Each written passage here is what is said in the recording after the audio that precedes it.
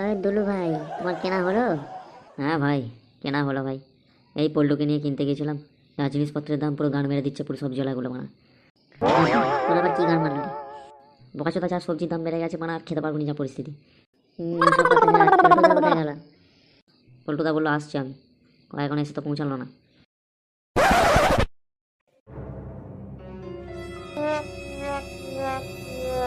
দেখো পল্টুদা চলে এসছে।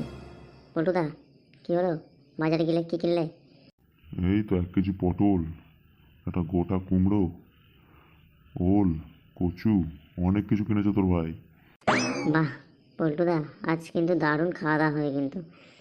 রান্না পুজো বলে কথা। আজ খাবো না মানে কবজি ডুবিয়ে খাও।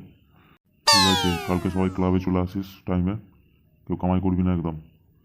দুলু, একদম কামাই করবি না। ও মাদারের বাচ্চা কোথায় মদ ফদ খেয়ে শুয়ে থাকবে, ওর কোনো ঠিক আছে নাকি? মুখ সামলে কথা বল ছোটন, কালকে আমি চলে আসবো তাড়াতাড়ি, দেখে নিস। তোর গুণধর ছেলেটাকেও নিয়ে আসিস, একটু পোকা মারবো ওর। খুব বড্ড বার বেড়ে গেছে নাকি শুনছি। চ চ, ঠিক আছে, কালকে দেখা হবে। মা মা রান্না পুজোর খাবার হলো? খুব খিদে পাচ্ছে মা। খাবি তো এবার, দাঁড়া ঠাকুরকে আগে খাবারটা দিয়ে দিই, তারপর তোকে খাবারটা দিচ্ছি। আচ্ছা মা, ঠিক আছে, আমি ততক্ষণ বাইরে থেকে ঘুরে আসছি। বেশি দূরে যাবি না হাবুল, তাড়াতাড়ি চলে আসবি, সন্ধ্যের আগেই চলে আসবি। আচ্ছা ঠিক আছে মা।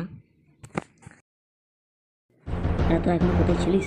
হ্যাঁ হ্যাঁ বাবা, একটু ক্লাবের দিকে গিয়েছিলাম।